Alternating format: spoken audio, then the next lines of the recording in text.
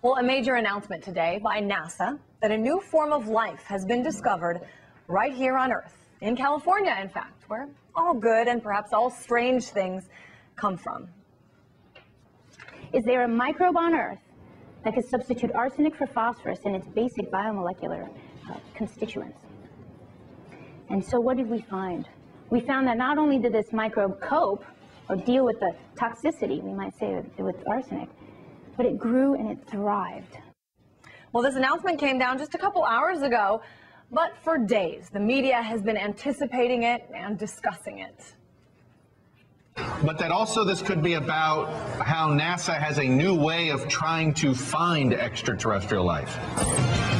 Well, a mysterious NASA press release sparking major attention. They're holding a press conference this time tomorrow afternoon. So what we're talking about here is the discovery of a microbe that eats arsenic. Arsenic, of course, previously believed to be poisonous, even deadly. Well, here to break this all down is space entrepreneur Jeff Manber. Jeff, let's talk about what this all means. A lot of people painting this as, you know, aliens. Is ET going to be in my backyard when I get home tonight? Could well be, I don't know. But it's a reminder to us how there's a universal desire for us to be connected in the universe. And that's something that, you know, there's no spin on that, there's no public relations. And NASA, you know, when NASA puts out a teasing announcement from astrobiology, it truly gets the whole world excited. And whether it was South Africa, UK, everywhere around the world, people were hoping it was finally a breakthrough.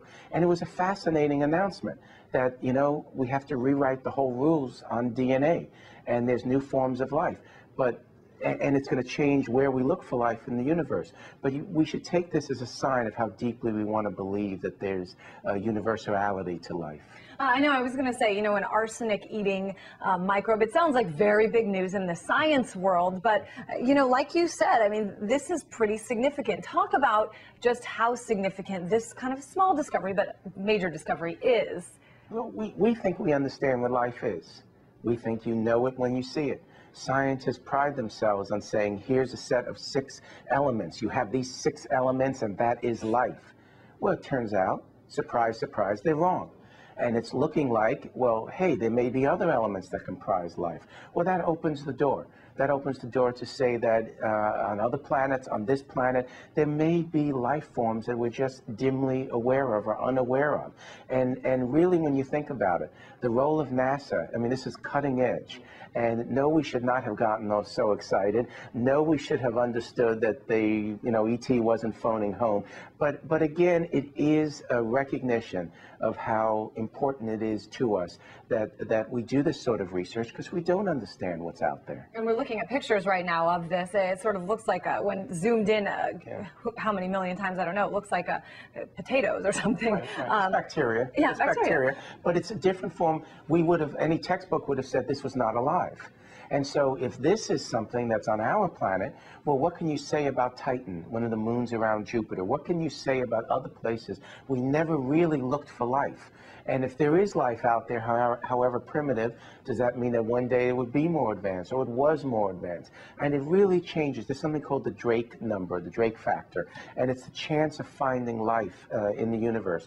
Well, that chance has just gone up extremely exponentially, and I think it raises the chance of success that we will find life in the universe in the near term. I guess the point and the thing to be excited about is life as we know it was not actually how we knew it.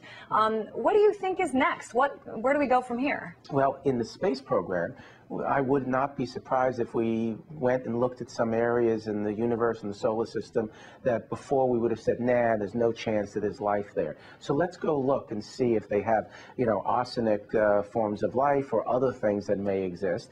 And then in the science community, they really have to scratch their heads and say, you know, once again, we know a lot less than we think, and we don't even know what life is. Sometimes the more you know, the more you realize you don't know. Just real quick, breakdown for people who don't really understand why it's so significant. I know I mentioned earlier, but arsenic, not something usually that you could imagine anyone could actually not only eat, but need to survive. Right. Well, it's even more than need. The DNA of this bacteria is wired completely different. And there's 6 elements that comprise life. Carbon is the main ingredient. Phosphorus was one of them. This bacteria does not have phosphorus. It has arsenic and instead of phosphorus. So now it raises the whole question of what else is it that could possibly be alive that we don't even know about. So it's a fundamental breakthrough, and it's going to change the way we look at the life and look at ourselves. All right, space entrepreneur Jeffrey Mamber, and that is going to do it for now.